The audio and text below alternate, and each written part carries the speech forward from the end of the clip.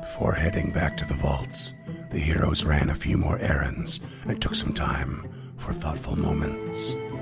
Meeting with Captain Longsaddle, they were reassured again that Otari will be ready while they continue their quest. Re-entering the Devil's Domain, the pieces of the pentagram pendants were put together to reveal the way through to the personal offices of Eurevian himself, Phistophilis, the contract devil. Eurevian welcomed the heroes with eagerness, unperturbed by the decimation of his forces at their hands. He assured them that they were a silver score in the grand scheme of the hells in his contracts. Holding no love or loyalty for his lost master Belcora, he simply sought the aid of the heroes in circumventing his contract, offering aid in return. He only needed the soul of Carmen Rajani. Despite having already succumbed to the dangers of the vaults, Eurevian planned to acquire the soul with the heroes' help nonetheless. But the heroes, being what they are, could not abide, and threw the due process of the cycle of souls back into the face of the legal and bureaucratic obsessed devil. And so, a hectic battle was fought, devilish minions swiftly defeated, and the extraordinary new powers of Raphael, alongside the honed cooperation of the rest, brought Eurevian down in a flash of flame and brimstone.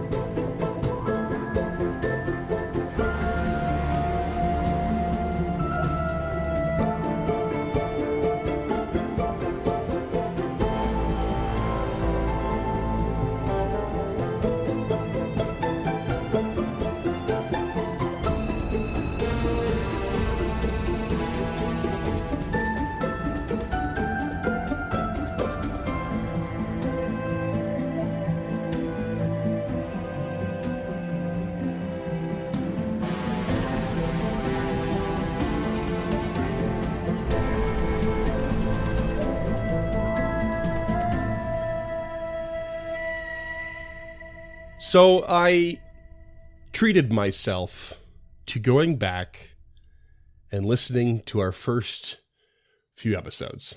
Oof. Just wanted to relive the Samal killing days. Well, I hadn't gone back that far in quite a while. I'm curious to know when the last time anyone here listened to the original episodes. I would imagine Cam being probably the most recent, having listened to them, but they're a bit rough compared to what we do now. Understandably. But I wish I had written down a little list, a more specific list of when a couple of things happened.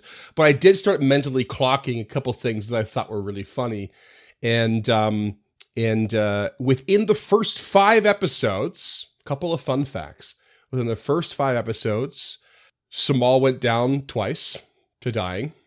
I believe Physic crit failed on healing Samal twice and failed pretty much every other one. I stumbled over not being able to find the right word twice. Started real early, a lot earlier than I remember. And Scott said telekinetic projectile twice.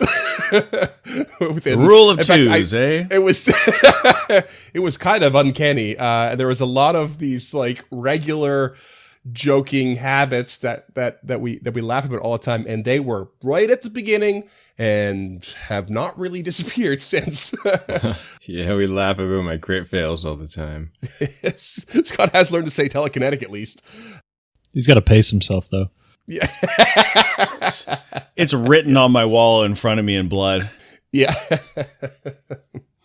But I just thought it was a fun romp to go back and listen a little bit. And and get a feel for how we used to be and how we are now. Does anyone have any like murky or fond memories about the early days? Like what stands out the moment you think about the first episodes, other than Samal's death?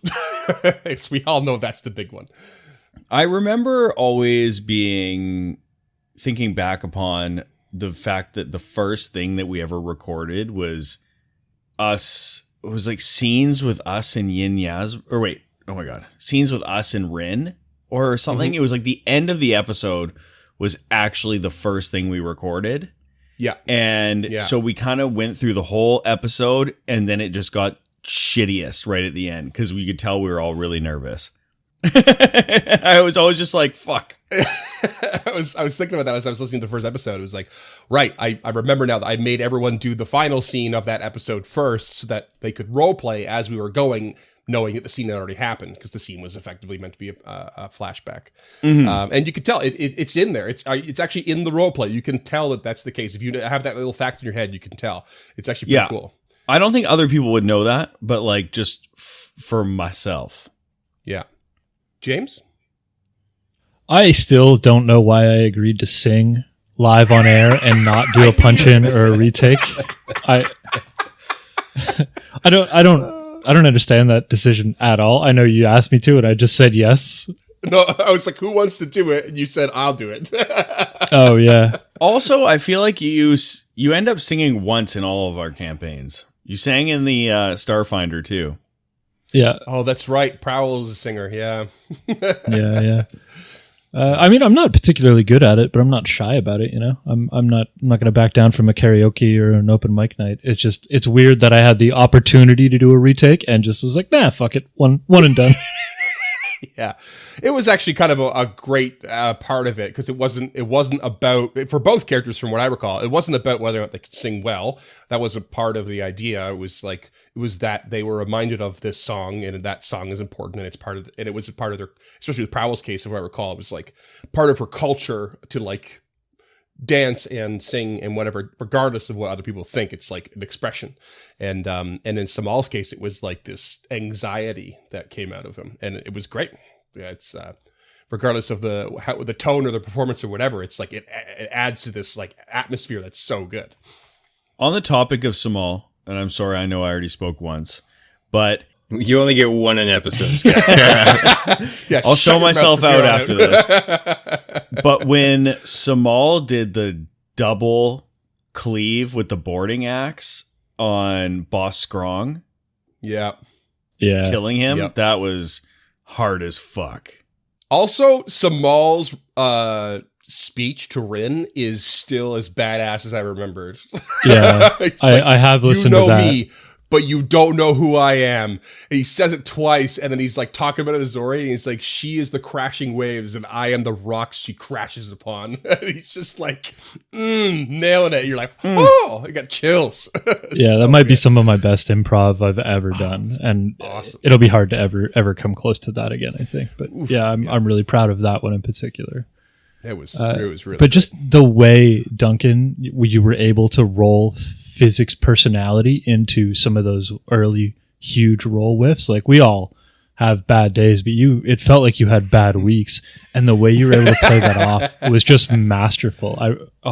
So good. I appreciate that. And I don't listen back to the old episodes. I mean, there's certainly some rough edges about the older episodes that I don't like to go back and listen to, but for another reason, on a more like meta level, this project has kind of gotten me to appreciate the churn of having to put out a show, to the point that I don't really look backwards at our show very much. Mm-hmm. I might listen to the episode that releases on the week just so I know what people are listening to, if they have comments on or something. Sure, but I find that going back too far, I just end up going like, oh, I wish I changed that, or oh, I wish I changed that, where it's just like, you know what, it's out there.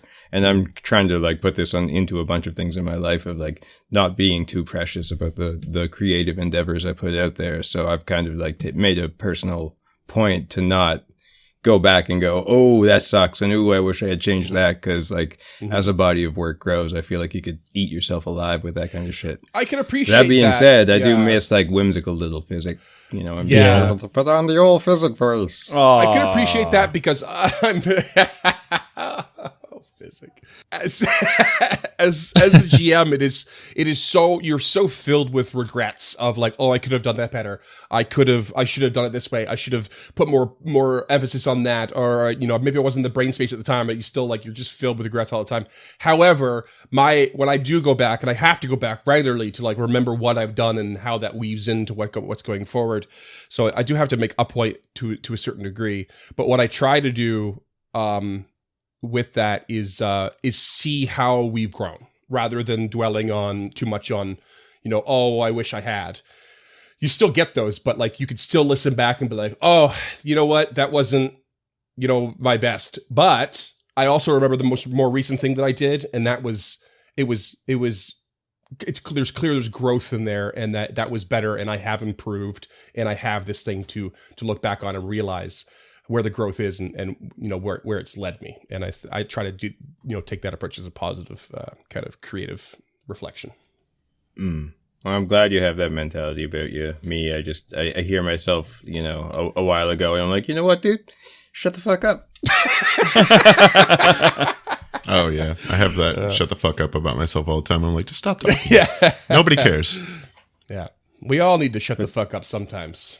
All of us. Speaking of not shutting the fuck up, what do you think, Cam? You're Cam. you're the Cam's the lead comer outlier. to the show. Cam wasn't there. I was not there. I think that honestly, it was a good thing that I wasn't there, because like every encounter was a nail biter because of it. Mm.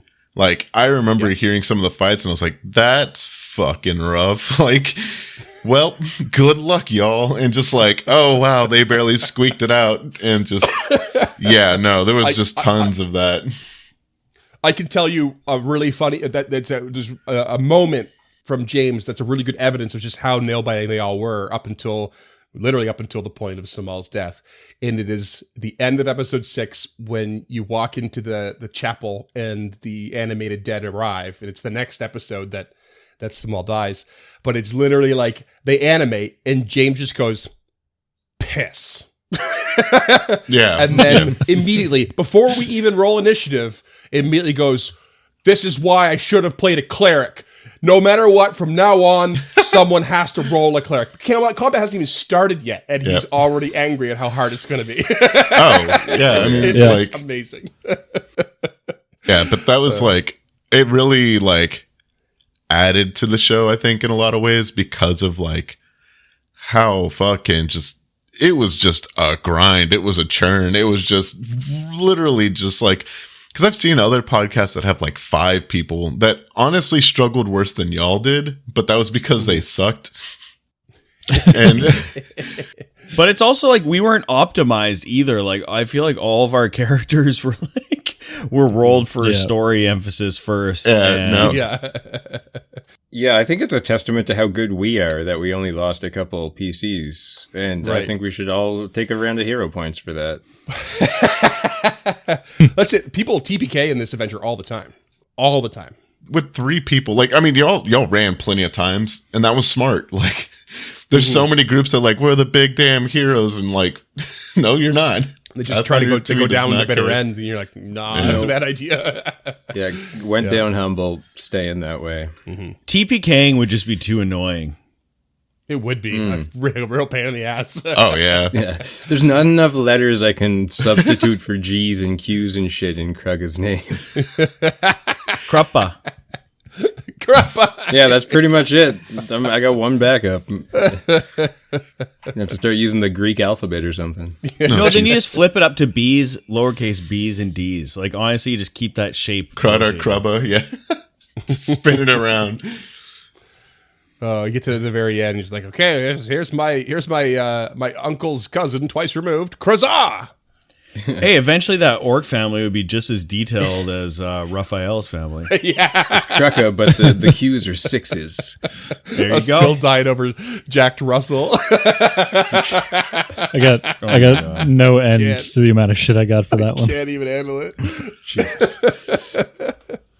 Well, speaking of, I guess, reflecting on the sort of the new beginning that was starting this podcast, we have effectively finished book 2 and are entering a new threshold of this adventure of book 3. Technically, you maybe have a little bit more to do here on the 7th level of the sort of devil's domain, this prison level.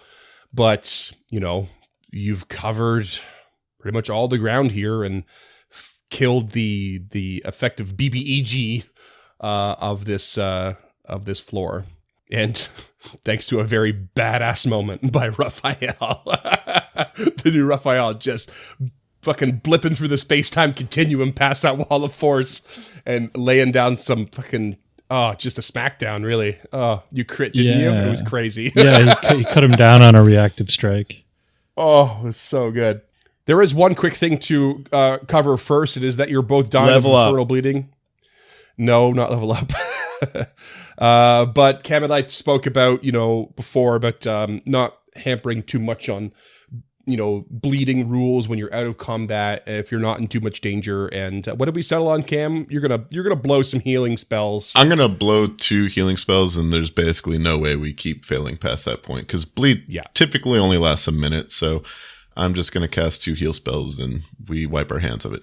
Yeah, wipe our hands of the bleed damage for Raphael and Lump. But from there, the floor is yours. You're in this what's called by the adventure the drill field. This area where the Barbazu is trying to drill the Grothluts into some sort of orderly fashion. We had slaughtered them all before. I moved all the bodies over to make it a little easier. But Eurevian had made his way towards here, where there was this sort of this incredible wall of force, this infernal barrier of some kind blocking your way down. But upon his death, he falls and basically burns up in a flash of brimstone. All of the bits of paper and robes and everything on him going up with it, leaving behind a bit of ash as he dies on the spot right at the edge of where this barrier was. And the floor is yours. What would you like to do? Raphael will take a knee, leaning on the blade of his sword as he tries to catch his breath. He is a very old man, and that was a lot of energy and a lot of effort and a lot of blood that he spilled even from himself. Yeah, yeah, you took some hits. Yeah. And Raphael just feels like the kind of kinetic concussive force of Lump's healing powers passing through before Lump will come over. Is it okay if I treat your wounds? You have a couple of holes in you that shouldn't be there. Gashes? Well, no, it's piercing, so... Oh, yeah, piercing, yeah. Yeah, he'll nod in assent as he tries to just gasp in a couple of breaths, fill those lungs. That was incredible what you did. I had a moment of trepidation being stuck in here. Not that Tulok isn't a formidable fighter in his own way, but being trapped in a small room with that creature, thank you. It was an honor to fight beside you and Tulok Sal. I'm sorry we could not get Kraka through the barrier as well. We look over, see Kraka still just like standing there looking at the fucking invisible wall. No, by then he had been thoroughly searching the walls because he had gotten thoroughly bored on the other side of the invisible wall. No, I'm fine over here. I'm just admiring the masonry. We'll just say that he's the one who's piled all of the corpses over on one side, just wasting time. Just get him ready for Augrail. Is the force wall still up? It lasts for 10 minutes, so after treating the wounds, it's down, I think. Unless there's something else I don't know, Freeman. Yeah, no, it eventually... I mean, I think I said at the end of last episode that it disappeared upon his death. That's not strictly true, but yeah, after a short amount of time, it'll disappear. And Lump will try to treat Kraka's wounds as well if he'll let them. And get 26 healing. Normally you don't let me treat you. I thought that maybe you found me disgusting or an abomination or something else. Oh, no, nothing like that. It's mostly just that I'm so used to healing myself and, not much of a talker. Sense motive. You're a hermit, correct? Yep. So, is this more of a I live here too situation for you coming down here? I suppose so. At this point, feels like you don't have I haven't given it much thought beyond the obvious job that needs to be done in front of us. There's evils down here, and I don't just mean... He's kind of careful with his words for the possibly first time in his life. Oh. And I don't just mean the things we find down here, but there is pure evil, and that's what we're here to fix. Well, you've been here at least doing this longer than I have, so I admire your dedication. And Tulok, you were very brave to follow Eurevian in here. I just felt like it was the time. We've had enough enemies escape us. I wouldn't let Eurevian go too. I'm glad it wasn't your time, so to speak. You and me both, Sal. It could be any time, though. I am trying to prepare myself for that, but it's been difficult. Facing death every day, but not willing to accept it. It's interesting. I find my abilities to bring creatures back but not give them life troubling sometimes. Just reanimating the corpses, continuing a mockery of the soul and of real life. To be honest, I try not to dwell on it too much. Sal contemplates what you said for a moment. Taking that in, there's something else going on. Like, you see them almost nervously biting one of their lips on, like, the left side of their face. And What a sight. it's Like winking. Are you coming on to me? No. But no, just like two people calling them Sal back to back is fucking with their head a little bit after being Lump for so long. And they don't quite know what to do with that yet. But I believe that you mentioned there was something in one of the floors above us to take care of. Yes, there is this creature from the void. But come, let's search Eurevian's office and the corpse of Eurevian himself. We have some things to finish down here with the other devils, and potentially this could help us lead towards the light. We must discover what's going on before the light has a chance to recharge. Very well. And Tell you right now, Eurevian's body leaves nothing behind. son of a bitch. Do we see anything down the shaft? Yeah, but beyond that barrier that was there, oh yeah, it's basically you basically see 4 pulleys in this like 20 by 15 foot. Is it 20 by 15? Yeah, 20 by 15 foot sort of open hole. These 4 pulleys that clearly are a mechanism for an elevator that is in the down position rather instead of where you're at, and it drops all the way down 100 feet below. Yikes.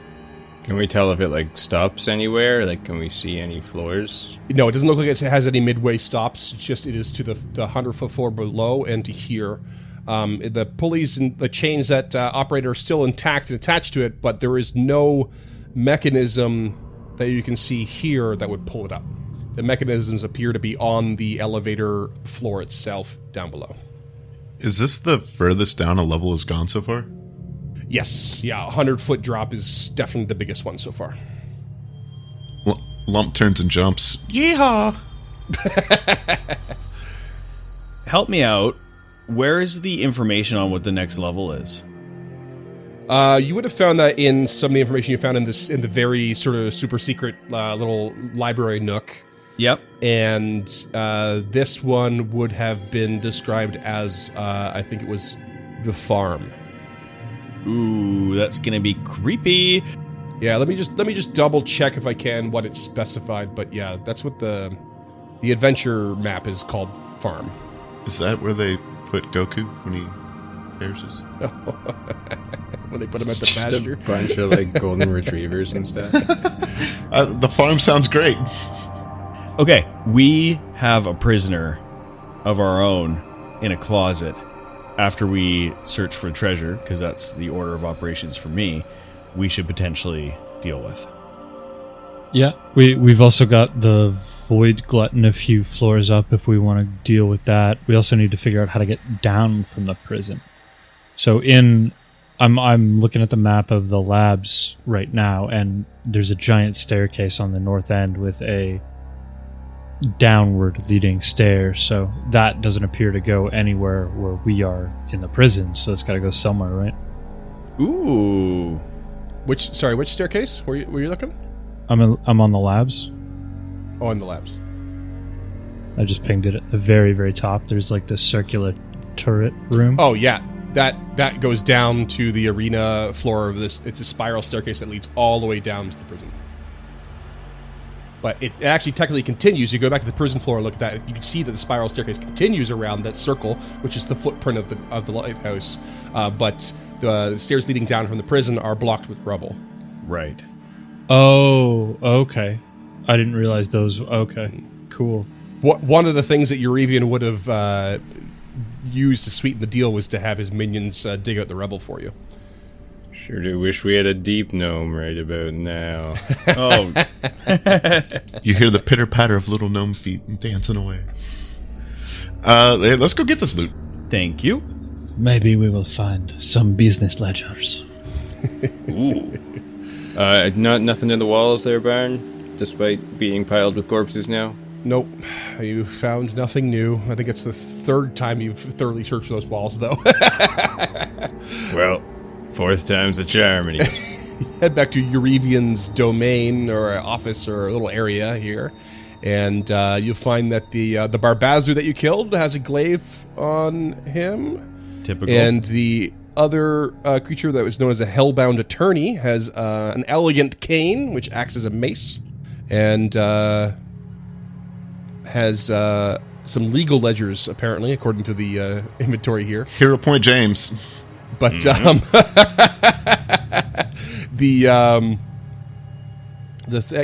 ahead and have a hero point, James. Why not? Because that's just such a good coincidence. You called it. I had no idea that was on her. We were talking about old episodes, so I figured I'd set up a callback. So good. But yeah, you enter the office here, and you find that as you enter, a lot of the books and parchments and scrolls and what have you in here have all burnt up into bits of ash. And you're looking around in the room after this, basically, the room is really quite stark and bare. There's not really much of anything of value left behind. Though you do see at least one piece of paper that, or maybe a little handful of pieces of paper that are effectively the blueprint for this floor. And upon inspection, you find that you have covered the entire floor save for one spot. There is a secret hallway that has two entrances, one behind the maps in the room that Yasun Kalir occupied, the Motley Man, and the other entrance in the room that you did explore but didn't find it, where you had that's like weird ghostly thing had screamed at you and did mental damage, and you exited the room. It like fucked me up, didn't it? Yeah, it fucked you up good. Yeah. It's like half your hit points. Yeah. Episode 86? 87? 87, I think. 86 was the first lump appearance. Yeah, it was one of those two for sure. I think it was 87. Okay. Two things. First thing. Did we sell the Word Reaper? I think so. I think we If it's did. in your inventory, I'd say we didn't. I would It not is- have signed off on signing the Word Reaper. I think that's such a good item, but that doesn't mean I didn't miss it. Yeah, I don't see it. So, but that's okay. Tulok approaches the lawyer and will pick up the legal ledger and will look at his name. Look at your own name, okay. And so you kind of like flip through, and there is like an incredible amount of knowledge in here, and lots of names and lots of accusations towards those names. And within the ledger, you do not find the name Tulok. Well, that's not his actual name. There's a reveal. Dun, dun, dun. So where do you look, Scott? Where does Tulok look quietly and discreetly? He looks up the name Gav Delarise. Excellent. What? That is Tulok's real name. Son of Galt. You search for Gav, son of Galt, but you don't find it. Instead, you just find a very long entry for Delarise. And it is filled with an unbelievable amount of accusations and alleged crimes. Things like assassination, kidnapping. What's the thing where you betray your country? Treason. Treason. Thank you. There is a whole bunch of just every crime you can almost think of is listed under the name Delarise. And there seems to be a lot of emphasis on crimes related to betrayal and anything that they can find to word something like not obeying orders. God help me here. What's the Sedition. sedition? Thank you. This is going to be one of those episodes, isn't it? I just can't think of anything. Yeah, there's a lot listed here, and what you get from the whole vibe of the text, though, is that they're all alleged crimes. There was very little in here to show or specify evidence. So how much of it is even true, you really couldn't say. This is not something you would actually submit in a court. It is more like something you would look at briefly when cross-examining or making a speech in the courtroom, trying to sway your jury or your judge. Hearsay. Hearsay, not a lot of substantial evidence, but a very long list for the Delarise, especially compared to the other names in the book. So Tulok's brow is furrowing as he's reading all of this. Because to him, his family comes from such just middle class, nothing important about them, just nice, salt of the earth people. That to have treason, to think of anyone in his family in a spot to commit treason is kind of weird to him. Roll me a society check.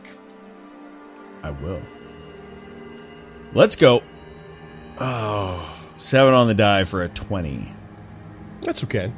You're not wrong in thinking like this. It's so strange. It must be a coincidence. Maybe it's just so happens you share a family name with another family. But it also occurs to you that your family name comes from your father's side. Your father is human, right? Mm-hmm.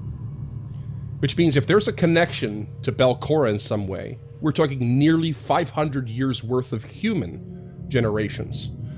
A very, very solid amount of time for things to have changed dramatically for what the Delarise was to what the Delarise is now. Especially given whatever connection is there, is it to Belcora or is it to the Haravex family in general? You know, and we all know that the Haravex family had a falling out. They were exiled. They were caught in their crimes. And whatever connection they maybe had with the Delarise was possibly severed over 500 years ago, giving a lot of wiggle room for change. Now, Tulok wouldn't really be putting... I mean, he has the Horovexes on his mind being something going on between them and the Delarice family because of the book that he found in the private library. Mm-hmm. But we have more information than he does because of our episode 100 jaunt. Yes. So I think that Tulok is going to take the book and just put it in his robes and not say anything. Okay. He is concerned and confused as to why there's so much about his family. And he's not ready to show that to the others quite yet. But I mean, he's literally just taking it and putting it away. So if anyone does say anything, he's not like trying to hide it. Krucka was going to ignore the unmistakable sound of someone flipping to the G section of a tome and search the walls in here. God damn it, he's going to find something. He's searching the walls. Searching the walls. This is a not worked stone in here. It's more of like a little cavern that was being dug out, probably to be repurposed as like something more worked, but eventually abandoned and then repurposed. You find nothing. Just a pleasing grotto. Raphael's just shooting off detect magics as his exploration activity. There's definitely a residual magic kicking around, like the braziers in here, you would guess have some lingering and fertile magic or devilish magic attached to them to be ever burning, but beyond that, all the little bits of magic that has surrounded this whole floor and its walls and its doorways is still kind of there, but nothing stands out beyond those as you rule them out. Okay. And that secret passageway that we discovered from the map, that was just a passageway? It didn't appear to have any rooms on it? No, it appears as though it leads to a room that you have not explored. Basically, an L-shaped hallway, and at the corner of the L, there's there's a room, a door leads to a room there. Okay. There's nothing left in the northern section of this room? All these books? Nothing. Tables? Nothing at okay. Tulok sees Sal and Raphael heading towards the door, and he follows. So you're going to head to one of these secret doors. Which one are you aiming for? Probably the Motley Man's hideout. Yeah, It okay. was the easiest one to draw a map to, and we didn't have to go through the fucking prison alarm system. Whatever fucked up your brain last time. Yeah, it was a 6d12 damage. I just looked it up. That's ridiculous. Yeah, avoiding that room. Yeah. You step into the room with all of the stasis chambers with all the monsters inside, and as you do, I look around towards the room that Yusan Kalir was in.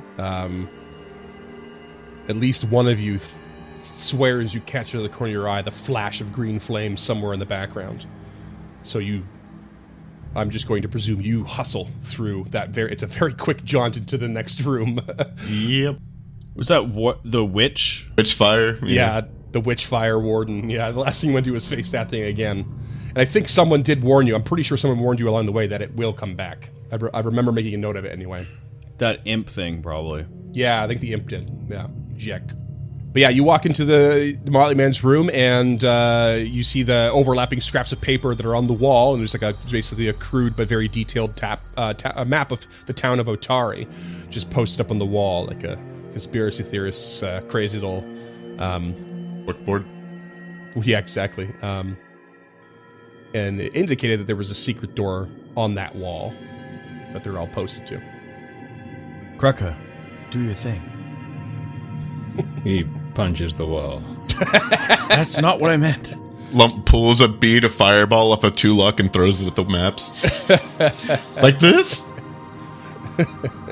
The thorough search, everyone. Oh, the thorough search. You should have been more specific. He starts putting his hand behind some of the pieces of paper that are overlapping and gives a little push on the wall. And sure enough, as the pieces of paper seem to fall aside, you push the wall open, and it leads to a hallway. Yeah, I do this all the time.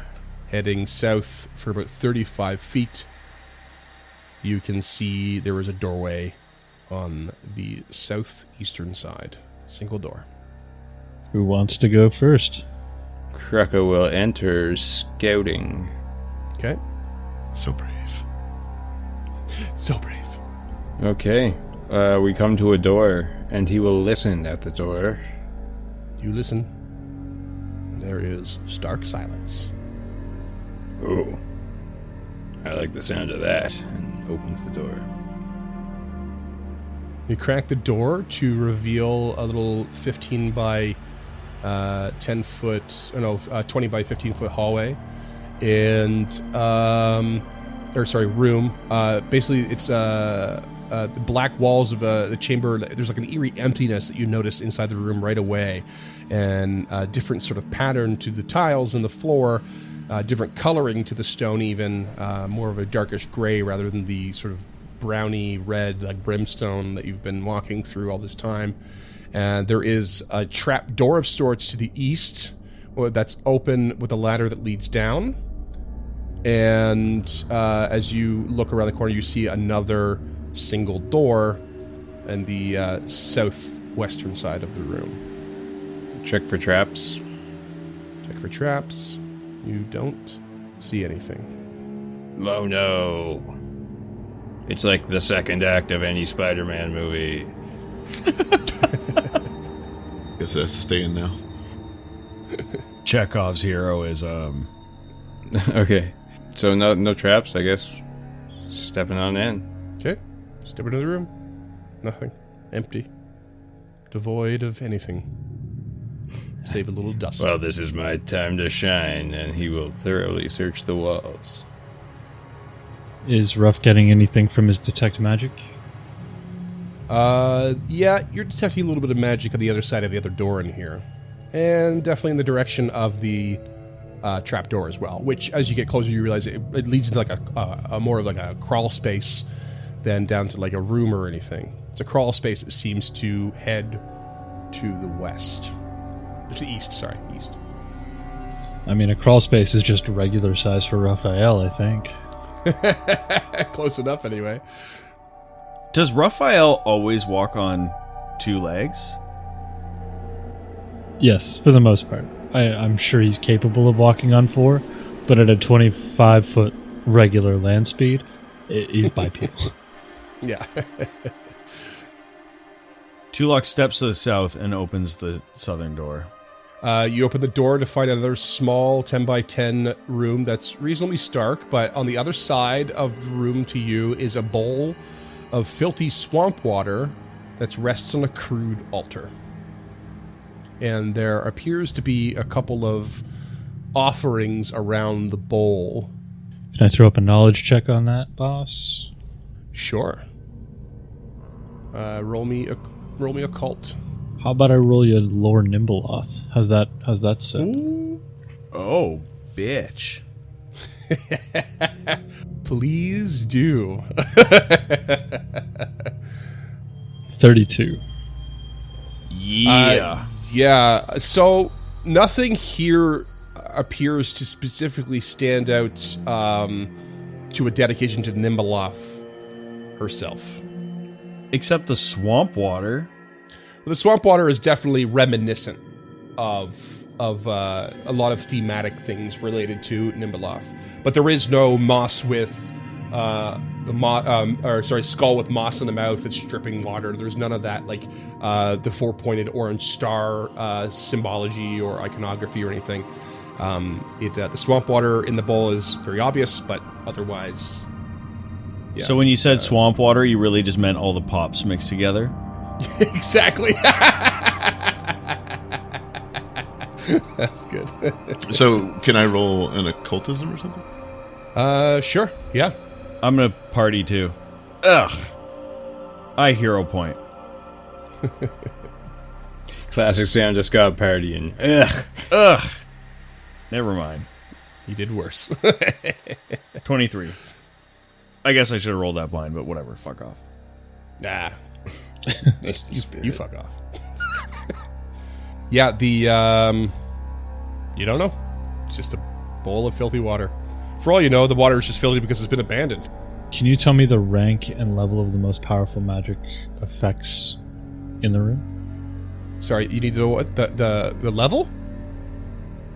You know the level of what's in here? Yeah, the rank or level of the most powerful magical spell effects and the location, I believe. So the bowl itself does seem to emit some magic, as well as the offerings. There are 3 offerings on the altar. One appears to be a tooth that hangs from a corded thread. There is a blue gem of sorts as well, and there is a talisman that appears to be like a. It looks like a small, tiny little, like I guess, skull shape that's like crudely carved. The highest levels of those is going to be the gem. What type of magic is it? I don't know that from detect magic. Mine's only 3rd level, but I will roll an Arcana on it. Yeah. 35. Yeah, it is what's called a transparent elemental gem. It is a level 10 item. It's a 2-action command and interact. You shout the name of an elemental lord and dash this glassy gem against the heart surface to activate it. And it cracks open, casting a 5th level summon elemental spell. The gem comes in 4 varieties. Transparent for a living whirlwind, light brown for a living landslide, reddish orange for a living wildfire, and blue-green for a living waterfall. In this case, it is transparent, so it is a living whirlwind that will be summoned. Neat. He will extol that to the party and offer it up to Tulok, I guess, is probably the best person to use that.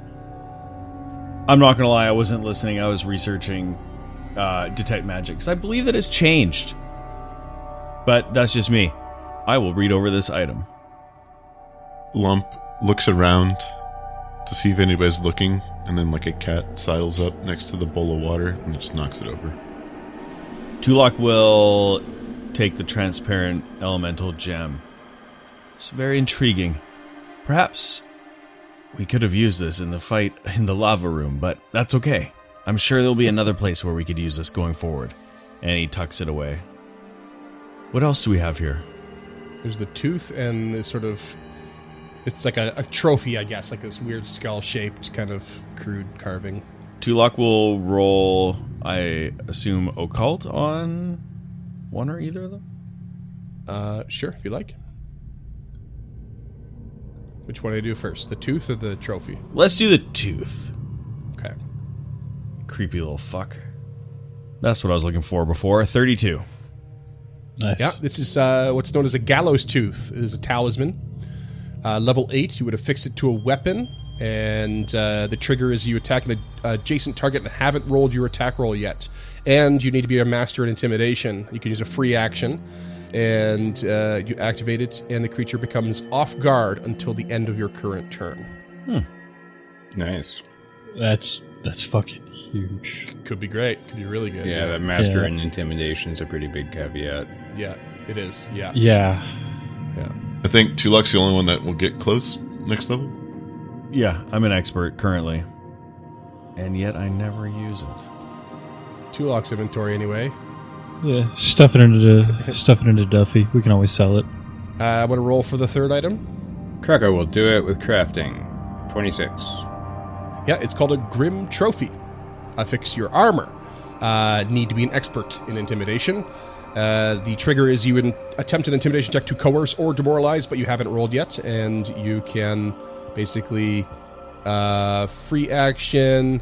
When you activate the trophy, select 2 targets, compare the intimidation check result to both of their DCs, so you can spread it out between 2 targets instead of just 1. Oh.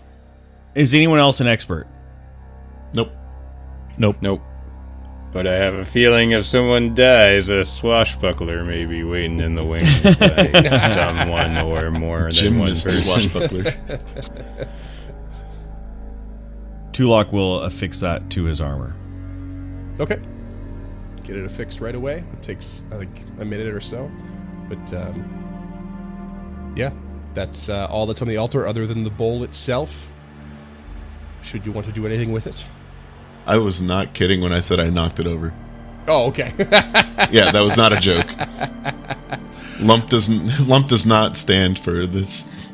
It's in a devil lab. No, bad. Okay. So Lump walks in as everyone's gathering these offerings and looking at them like, oh, that's kind of cool. Oh, neat. And Lump just walks in just boldly towards this bowl and just slaps it off the altar. And this big splash of like fetid water kind of coats the wall and splashes onto the floor a bit, and releases some of its sort of foul aromas, kind of sulfurous and whatnot. And as you do, you swear you see the image of a hateful woman sift or like kind of spread out and be pulled along the surface of the water as it spreads out and then just disappears. That's how you get rid of ghosts. And then Lump will just turn around and walk out. If only they all came in the form of a bowl of water. I wonder if if that's what was binding the Witchfire Warden here. Yeah. Ooh. Or that ghost in the earlier room. Yeah. Go check on our crawl space, right? Is there still magic in the bowl? It seems to dissipate after a short while. Is there anything special about the bowl? It's really good for a haircut. Ooh. Yeah. Freeman, take a hero point. I'll save that for when my hairline... or what's the opposite of recedes? Proceeds. Proceeds. Oh, look at that proceeding hairline on Dunk. Oh yeah, it's coming back. Ruff will light a torch and look to his compatriots and the size of the crawl space. Lump will cast light on Raphael, so you can have your hands free. I don't imagine I will fit through there. Okay, he'll put out the torch and I will go investigate. Look for my signal if anything goes wrong. He'll walk in the hole. He'll climb down into the crawl space. Climb down into the crawl space, and you crawl eastward, or rather you just have to like hunker down a little bit for you. You make your way to the other end, and it goes for about 20 feet or so, and then there's another ladder that leads up, but it leads up onto a ceiling that you can't really see through.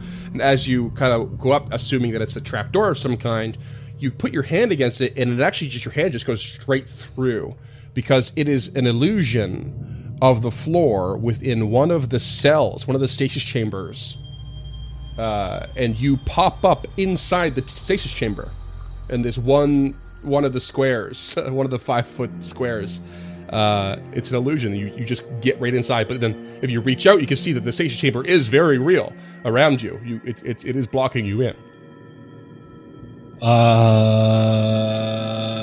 Does he notice any, let's call it detritus, or anything that would lead him in a direction of thinking what used to be in this particular chamber? No, it actually seems pretty stark and clean. Okay. Roll me a perception check. Yeah, what the fuck is the point of this? Let's to make something appear trapped. Perception? 17. Yeah. Just looks like you're trapped. You feel around, the other squares of the floor here are sturdy, so you can stand on them. But where you're at's an illusion. You have no idea why. Okay, he will head back and explain that to the rest of the crew. That is super weird. My best guess has to be the Witchfire Warden. Tunnel under, dig them out, control them with this altar of some sort. But that is, Ruff doesn't know about the Witchfire Warden. He was just kind of harried along down the corridor, so he'll just explain what happened and how he came up and how small it is. So it has to be something either small or compressible. Does it look like a medium or a large creature would fit down there? It would. They'd be squeezing through the crawl space, but it's doable. Yeah, and didn't the Witchfire Warden come out of the top leftmost stasis chamber? That's where the burn mark of the person is? That's where the Witch Fire Warden was effectively originally created, where you saw that vision of the hag being burned alive within the chamber. But the Witch Fire Warden really just stalks the whole area, the whole room amongst the stasis chambers. Okay. Once Raphael has explained this, Tulok is really feeling the pull to head down to where he interacted with that ghost and exits the room.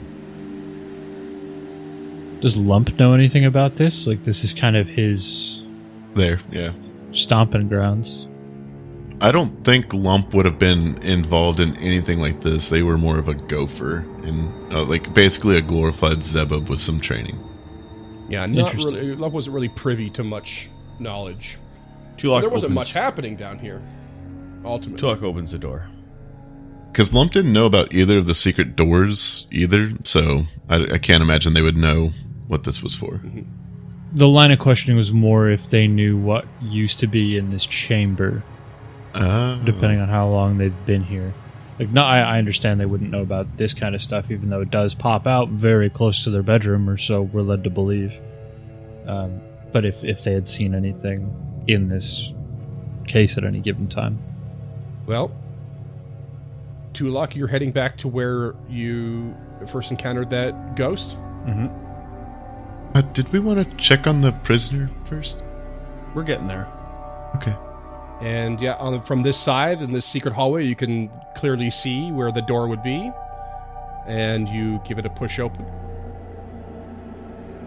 And same thing, a room that was once full of cobwebs, if I recall correctly, you kind of cut them all down after the ghost had told you to get out, and didn't find anything of interest. Creature. Spirit. Are you still within these walls? Come now, show yourself. And if he hears nothing, he'll step in. No response. Tulok strides through the room. Spirit. Show yourself. As you step through the room, you hear the same thing as last time. This mounting kind of like, get out! Roll me a will save. Son of a bitch. Natural 20. 32. This time you were able to resist the full effect of this as a basic will save of this thing trying to burrow into your mind. And you can tell it's about to try and snap a cord or something like it almost did last time. And but you stave it off, and then you are left with silence after the voice echoes out along the walls. Is there any sort of check I can roll on this? Yeah, just give me an occult, I suppose. 25. Fuck it. Hero point. Respect. 30. Hey. This is a magical trap. It's not a ghost at all. It's meant to make you think it's a ghost. And it has basically an automatic reset after a certain point. That's why it's attacked you again. But it didn't attack the second person that walked into the room. Can I disable it? Yeah, roll me a perception. 14. You don't know how or what you would have to do it. Tulok shouts to his companions. Come. It appears it's just a trap.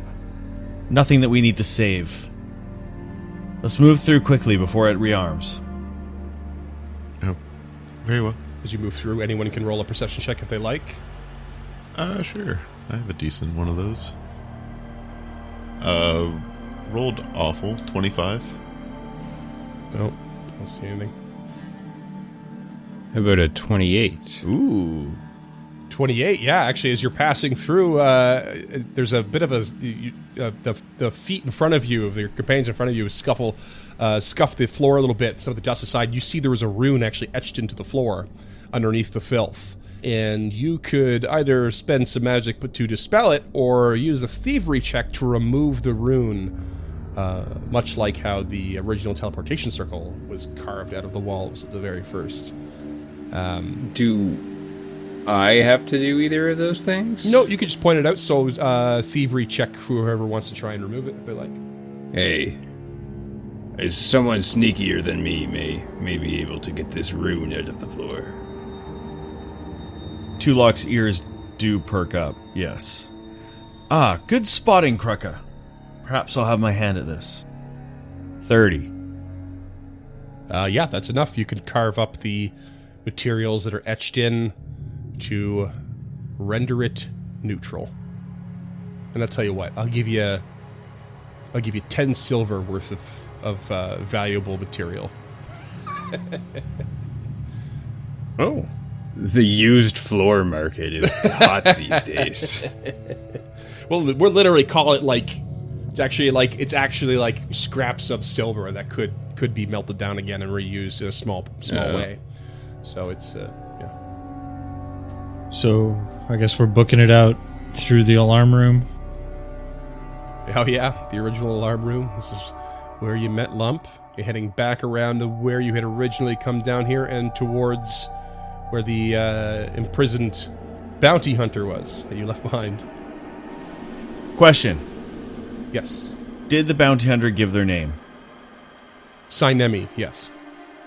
As they're walking, Tulok withdraws the legal ledger and attempts to look up their name. Okay.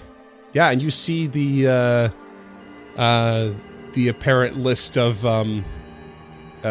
crimes that Zori had recalled from passing through Absalom. You know, it was like theft, kidnapping, extortion, that sort of thing. You also see added onto the list is a bit of, alleged insubordination and failure to meet contract and that sort of thing. Jaywalking. Yeah, jaywalking. There's no less than 28 counts of jaywalking. Okay. He keeps that knowledge to himself and puts the book away. And as they approach, Sal seems to be at the door first. Hello. No response. I believe Did we gag this person? No, you locked them back up, but not upside down. And we left them You were with going food. to lock them back upside down, and everyone stopped you. I didn't think I was going to forget about them. Lump's arm makes some fleshy, squishy sounds as it forms back into a hand, and they will raise their shield. Yep, you're welcome. Before gingerly opening the door so as to not startle them. You open the door, and Sinemi is on the ground, having bled out from their throat, being torn to pieces. It looks like a suicide. Roll me a medicine check, if you Never like. mind. Sorry, cut that. That was a little dark. Ugh. A 3 for a 20. You would guess, given your time with the devils, is that the Zebub that was commanded to leave the room for Eurevian came in here and finished Sinemi off with their gruesome little mandibles. Well, What do you see in there, Lump? well, she's quite dead. It looks like some mandibles tore out her throat. Does anyone know anything about her? I just know that she failed in a contract, and that's why she was locked up here, but... She was a bounty hunter. She was after one of the townsfolk, Carmen Rajani. I don't... God, never mind. Lump wouldn't say anything. Because I'm pretty sure there's a bounty out for her. But Lump wouldn't know. For Sinemi? Yeah. Yeah, there is. Yeah.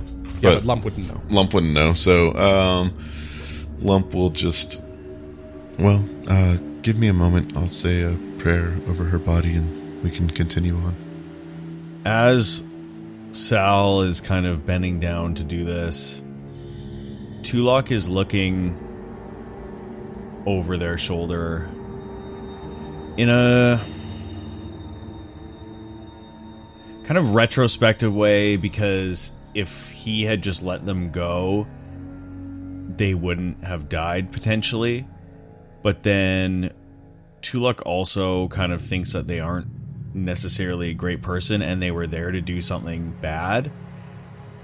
But, you know, looking at the book, even though he knows it's not a reliable source, confirms that they hadn't murdered anyone. So I think he's feeling a little bit of guilt for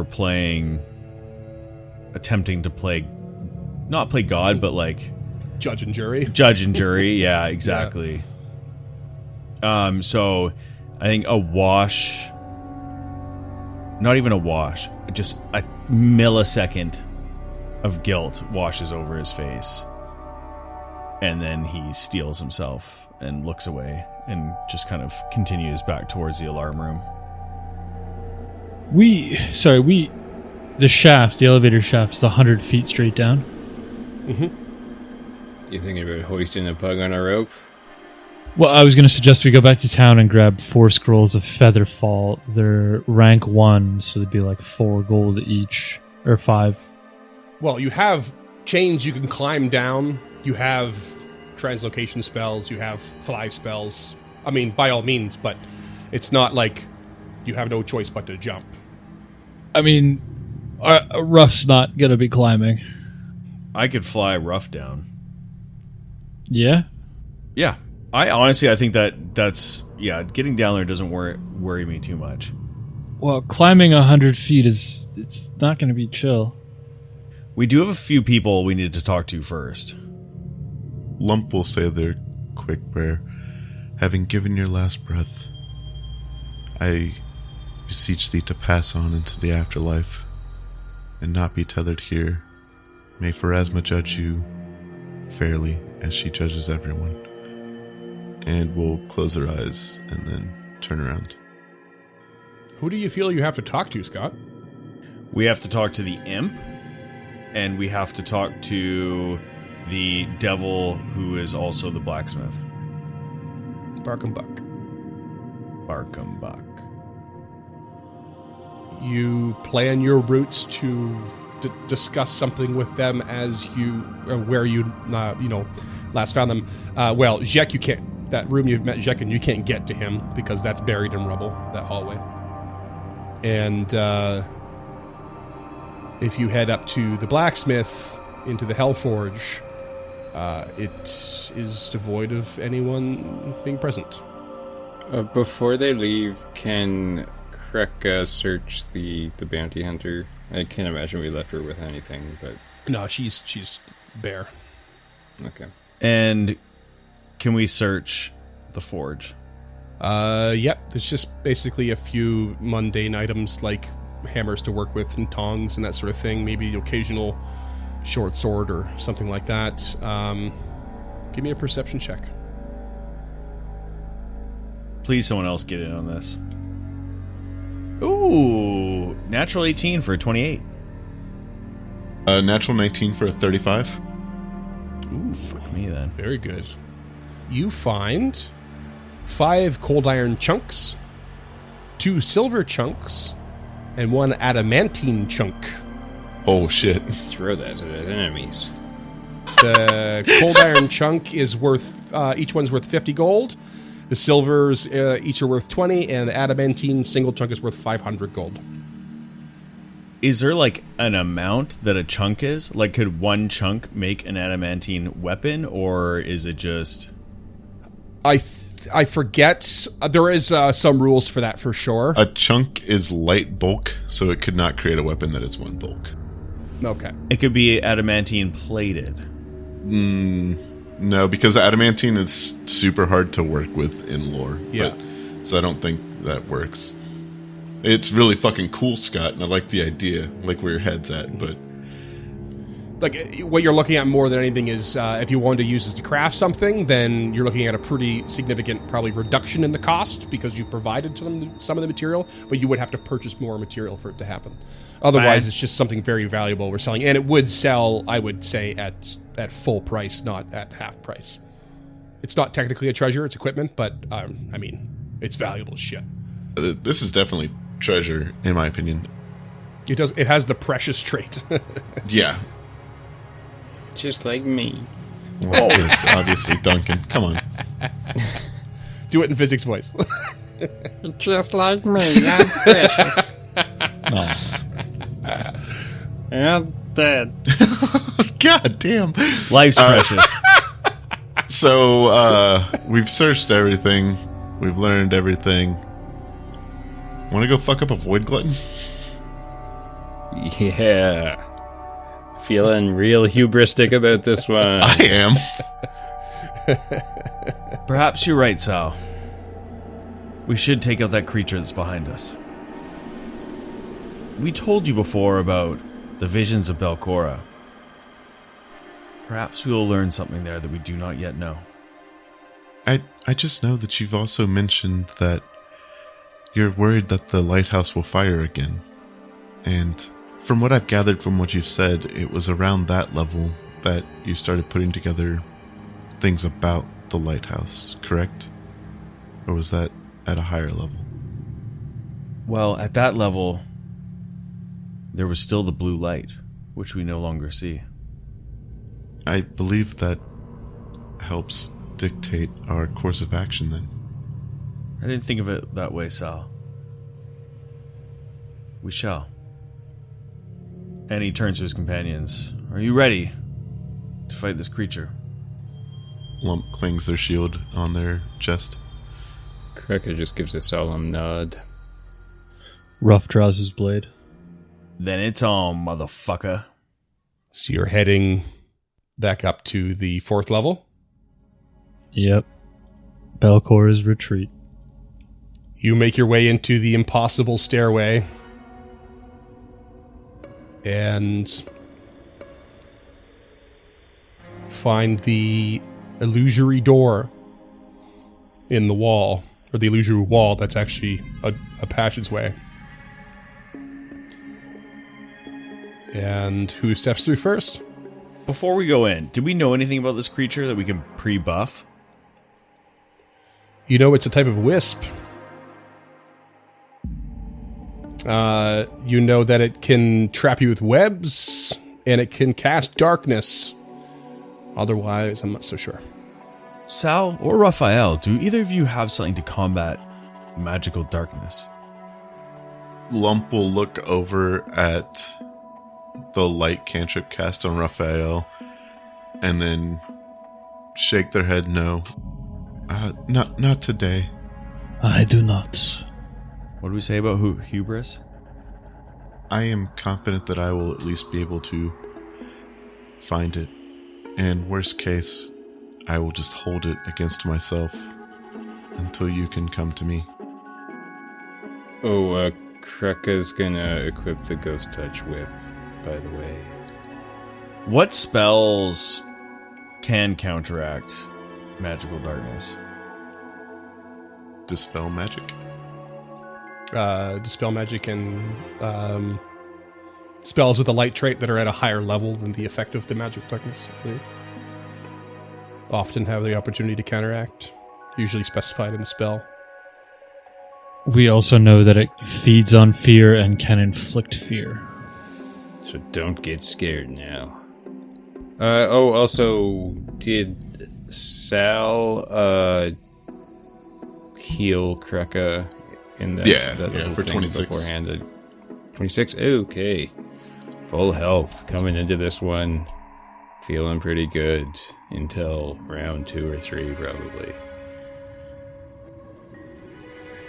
Okay. I will not lie, I am worried. Again, but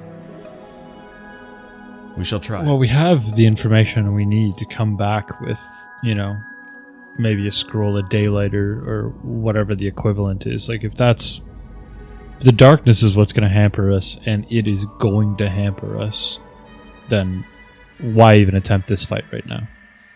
Good point. Just feeling my oats, James. I'm just feeling my oats. I want to do it too, but I also don't want to lose another character. It's such, and Ruff would know too. Like he's going into a battle that he can't deal with. You know, like he doesn't have a tool in his arsenal that'll help currently, maybe at all. Meta-wise, you're a full 3 levels ahead of what you would have normally fought this, now. But like in game, you don't know quite how powerful this thing is, and whether or not it poses, it still poses a real proper threat. Because if it's darkness at 3rd level, we're probably okay with 4th level cantrips. But if it's any higher than that, then what up? It could be a good opportunity to do some of the research at like the lower level checks that we haven't been doing. When 1 or 2 people goes up and grabs some shit we might need for the fight, the others stay down to do some research. Oh, so we can counteract it with the light cantrip if the level is low enough, is what you're saying? I believe so. James's understanding is that it has to have the light trait, and it has to be the darkness spell level or higher. It might just have to be higher. I'm not 100% sure on that. Because I have the light cantrip, and I guess Sal would too, heightened to 4th. Yeah, alright. Fuck it. Let's just see what happens. We can always retreat.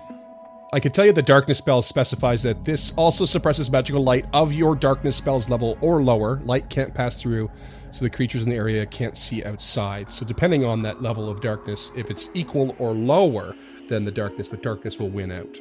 Darkness itself is a level 2 spell, so it really depends on what level it's being cast at. Yeah. Okay, let's fucking do this. We ball. Harden the paint.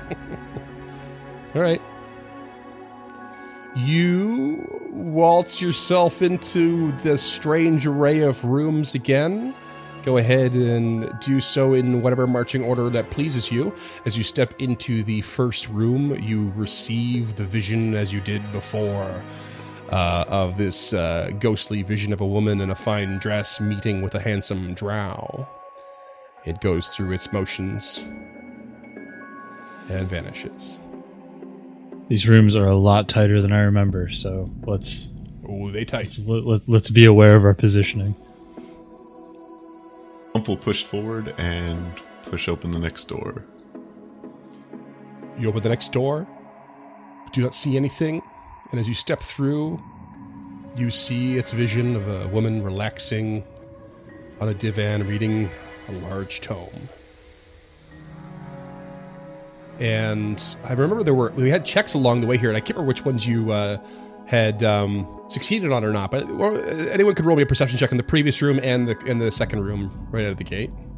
Perception checks, okay. Perception, yeah. 35. Oh, yeah. You all got this one. First room is, as they are talking, the drow and the woman, you catch the words being mouthed of love and betrayal. What context, you have no idea. In the second room, I'll give you this one too, because you all rolled really well. Well, Ruff didn't, but Ruff actually got the... No, Ruff just didn't, actually. Yeah, that sounds right. But the second room, you see that the book itself that she's reading is titled The Whispering Reeds, and has that familiar skull on the cover. And as the vision fades in the second room, you can see the furniture, or was it the bookshelf, I think, that you had, or the anything shelf. This is where anything shelf was. Was put in front of the door. It has been cast aside, and the door remains closed, but it has been moved from where it once blocked the door. Outside of the game, real quick, maybe I shouldn't have been doing this, but I was reading the darkness spell. If you have dark vision, you can still see, unless it's been heightened to 4th level. Oh, yeah. Which you may remember, Kruka was in this fight and has dark vision and could not see through it. Son of a bitch. How's that for an order of operations to realize the power you're up against? Cam knew, but Cam couldn't say That's anything. great. Okay. Well, we continue. Okay. Real quickly, is it going to move around throughout the different rooms, or is it going to just stay in one? It will follow us. It did before. Very well. And Lump will kick open the door. Okay. You kick open the door, and you are met with other scene of the woman sitting at a table in a private dining room, and she is dining on some meat and drinking a glass of wine. And I think I do remember you actually succeeding to check on this one, because if you look close enough, you can see that the roast she is eating looks disturbingly like a human arm. Ew. Those things are all gristle. And it was in the final room that you would have faced the Void Glutton down for the first time. Do you approach it? Lump will press up against the door, their shield raised, keeping it as a bulwark between them and the door, before kicking at the handle, spinning it open. You kick it open, and you see this finely adorned bedroom. And there are flashes in this room as this strange stone sort of archway carved into the wall to the northern side is like shimmering. And this portal opens up on it, and a woman steps through with a cruel, thin smile on her lips and blood on her hands. And then the vision vanishes. Is it in this next door then? The final door that's in this room is a threshold that the original group did not cross, because this is where the Void Glutton had attacked. Came out of the ceiling, if I remember. It was actually floating over the bed, invisible, and then it like appeared. I think I could be. Maybe you're right. That's what I remember doing. Is everyone ready? Tulok touches Kruk on the shoulder and says, "Be fleet, my friend," and casts haste on him. Nice. You crack the door open, and you to this central octagonal chamber that is sheathed in foul-looking, moist webbing made of stringy, semi-transparent slime. The bodies of 3 creatures can be seen mounted on the walls within this webbing. Lump, you step through, and you look up at one of these bodies, and something comes over your mind. Because you look up and you see the perfect, handsome face of Salucel on the wall. What the fuck? And Kruka, looking over Lump's shoulder, you look at one of the bodies, and you swear you see you, but with green skin and an angry look on his face. And Tulok, if you manage to peer in, all 3 bodies look like every one of your family members. And Ruff, every one of them changes over and over and over to all the infinite important people that could have ever existed to something like the Shaika. But you very particularly see the face of Izori strung up into these webs, and she falls to ash. And as you watch the ash fall, you see it scatter itself across the top of a familiar urn that shouldn't be laying at the floor. I need you all to roll me a will save. What the fuck? And that's what we're going to call it. Oh, you son of a bitch. Oh, come on, man. Come on, man. I get a hero point that ending. Jesus Christ.